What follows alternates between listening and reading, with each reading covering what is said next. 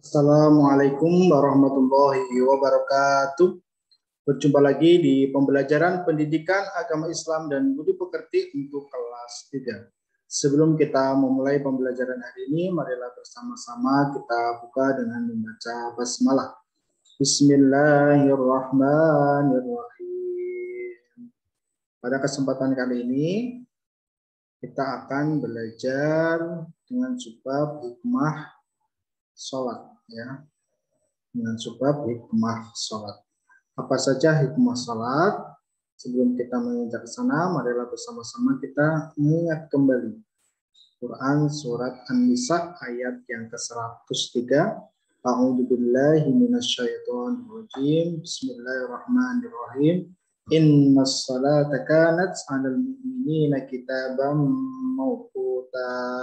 Shadaqallahul adzim. Sungguh sholat itu adalah kewajiban yang ditentukan waktunya atas orang-orang yang beriman. Maksudnya apa? Berdasarkan dari dalil di atas, artinya kewajiban dalam melaksanakan sholat itu sudah disertai dengan ketetapan waktunya, yaitu 5 waktu. Bahkan waktu-waktu sholat tersebut itu sudah dijelaskan melalui Nabi Muhammad SAW yang diutus untuk menyampaikan perintah Allah kepada umat muslim. Jadi tidak ngarang sendiri ya waktu-waktunya, tapi sudah ditentukan waktu-waktunya. Nah, sholat akan memberikan hikmah yang bermanfaat jika dilaksanakan dengan sempurna, memenuhi syarat dan rukun, kemudian khusyuk, ikhlas karena Allah Subhanahu wa taala. Jadi sholatnya itu tidak asal, tidak asal, tetapi ada ketentuan-ketentuannya.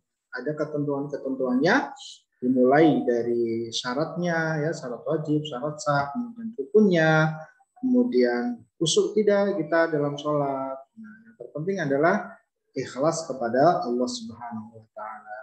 Nah, sebelum melangkah lebih jauh, topik akan sedikit mengulas kembali mengenai syarat sah sholat supaya kita tahu bahwa apa yang kita lakukan itu sholatnya benar atau sholatnya sah. Nah, diantaranya adalah syarat sah sholat itu kita harus beragama Islam. Jadi tidak sah kalau agama selain Islam itu sholat, ya, sholatnya nggak sah, nggak diterima.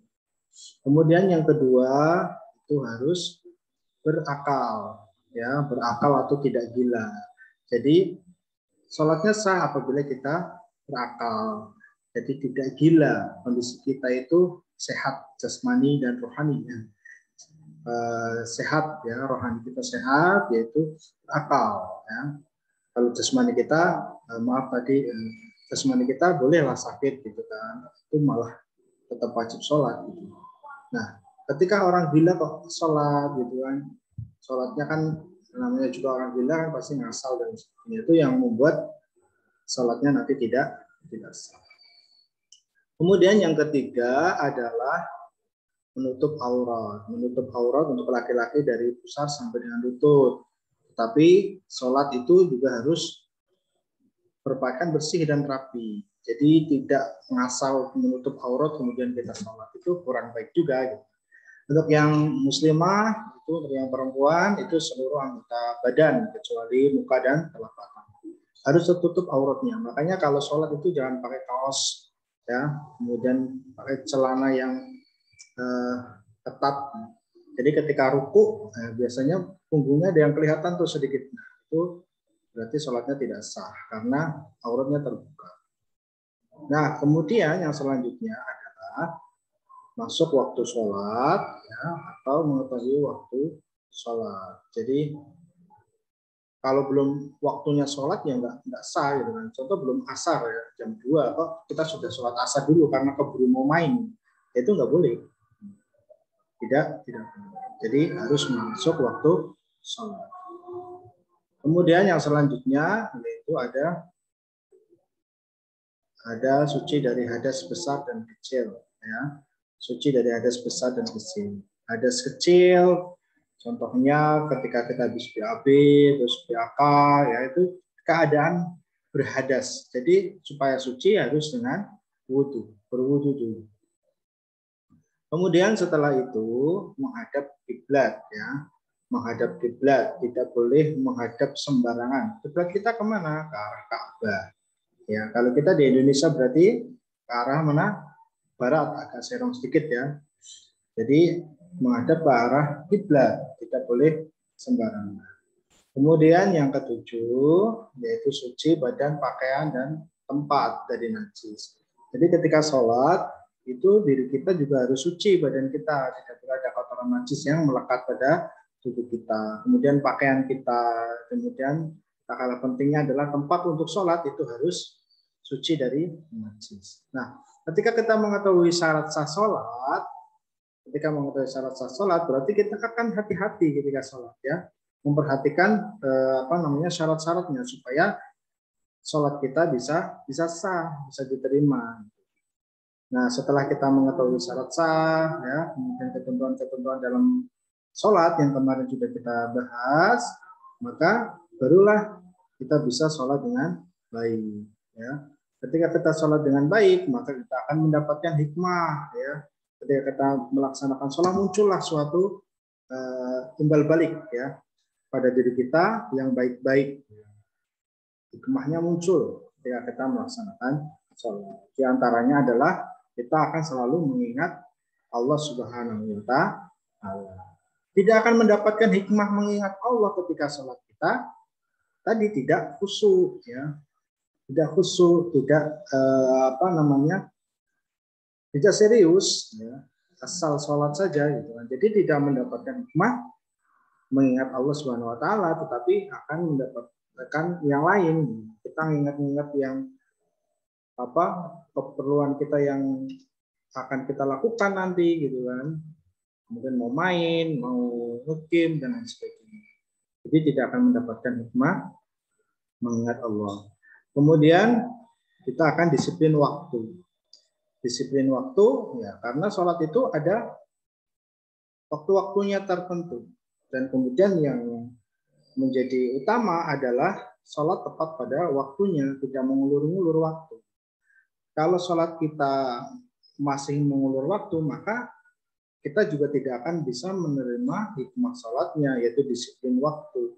Jadi sekolah kita juga kadang sering telat, kemudian bangunnya kesiangan, dan seterusnya. Karena apa? Karena dalam sholat sendiri, ya waktunya tidak disiplin, masih nanti-nanti. Ya. Padahal contohnya maghrib itu kan waktunya singkat sekali. Jadi masih nonton TV, tanggung, nanti aja. Nah, jadi belum disiplin waktu. Kemudian yang ketiga adalah menjadikan kita hidup bersih, ya hidup bersih. Jadi kalau mau sholat itu kan pasti menghilangkan hadas kecil dengan cara berwudu. Ya, berwudu ya itu adalah salah satu toharoh, ya, bersuci, hidup bersih. Ya, ketika kita biasa hidup dengan teratur, ya berwudu sebelum sholat, kemudian wudunya juga teratur, tidak terburu-buru, maka kita juga akan terbiasa menjadi orang yang hidup bersih. Kemudian yang keempat, mendekatkan diri kepada Allah Subhanahu wa Ta'ala. Orang yang sholat itu kan berkomunikasi kepada Allah Subhanahu wa Ta'ala, berdoa meminta kepada Allah Subhanahu wa Ta'ala. Jadi kita akan merasa dekat dengan Allah Subhanahu wa Ta'ala. Orang yang merasa dekat dengan Allah Subhanahu wa Ta'ala dan insya Allah dekat dengan Allah Subhanahu wa Ta'ala, maka doanya akan gampang dikabulkan, ya, dibandingkan dengan orang-orang yang tidak mendekatkan diri kepada Allah. Kemudian yang kelima, hidupnya akan menjadi tertib dan teratur, tidak terburu-buru, ya, karena sudah terbiasa tertib. Jam sekian sholat subuh, jam sekian sholat zuhur, jam sekian sholat asar. Jadi sebelum melaksanakan sholat itu sudah persiapan dulu. Contoh zuhur jam 12 kurang ya. Jam 12 kurang. Jadi sebelum waktu zuhur itu jam 11:30 sudah mulai persiapan. Ya, sebelum adzan zuhur itu sudah mulai persiapan. Jadi apa? Hidupnya akan tertib dan teratur. Oh, aku mau sholat jam sekian nih. Berarti saya harus ngapain dulu sebelum sholat? Ya, persiapan. Yang pekerjaan-pekerjaan rumah yang belum selesai dikerjakan dulu ya, karena sebentar lagi mau waktu sholat tiba. Nah, kemudian yang selanjutnya yaitu orang yang sholat akan bersikap rendah hati, tidak sombong. Karena sholat itu sendiri kan di situ ada tawaduk, ya. Tawaduk ketika kita sujud, ketika kita ruku, tujuan menggambarkan bahwa kita itu harus tidak membanggakan diri. Jadi kalau sholatnya benar-benar dinikmati, maka akan mendapatkan hikmah, ya, mendapatkan hikmah sikap yang rendah hati kepada diri kita, tidak gampang sombong, ya, tidak gampang sombong. Kemudian hidupnya akan damai, kemudian menyebarkan keselamatan, ya. Orang yang suka sholat kan karena tadi hidupnya sudah tertib, sudah teratur, kemudian hidup bersih, tidak pernah sombong, akhirnya hidupnya damai dengan tentram. Orang yang tentram kemudian bisa menyebarkan kebaikan-kebaikan terhadap kanan kiri kita, tetangga-tetangga kita, kemudian teman-teman kita, sehingga menyebarkan keselamatan. Kemudian yang ke-8, hati menjadi tenang dan tentram. Itu tadi sambungan dari yang ke-7, ya.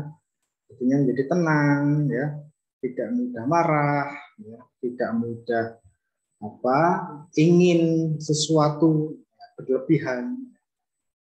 Ada musim ini pingin, musim sepeda pingin, musim HP baru pingin yang baru. Jadi hatinya menjadi tidak tenang kalau begitu. Tapi kalau orang itu sholatnya benar, insya Allah hatinya akan tenang, tidak gampang bergoyang. Yang ke-9, yang terakhir, yaitu membina kebersamaan, persatuan, dan persaudaraan. Terutama di sini adalah ketika sholat berjamaah. Jadi akan ketemu teman-teman kita, tetangga-tetangga kita yang tidak satu sekolahan, mungkin ya tidak ketemu di sekolahan, tidak ketemu di lingkungan rumah, yang mungkin artinya beda atau RW-nya beda. Nah, ketika di situ ada masjid, sholat berjamaah, ketemu dengan saudara-saudara kita, bisa kenal dengan teman-teman yang baru. Kemudian menjadikan kebersamaan itu menyatu, ya, sehingga terjadi ukhuwah Islamnya, persaudaraan yang kuat, ya, menjadi persaudaraan yang kuat. Nah, itu adalah hikmah-hikmah sholat yang kita dapatkan nanti ketika ketika kita sholatnya benar, sholatnya sempurna, ya, sholatnya diperhatikan, tidak asal mengerjakan sholat. Nah, demikian untuk materi hari ini, semoga bermanfaat. Mari bersama-sama kita tutup dengan membaca hamdalah. Alhamdulillahirabbil alamin. Wassalamualaikum warahmatullahi wabarakatuh.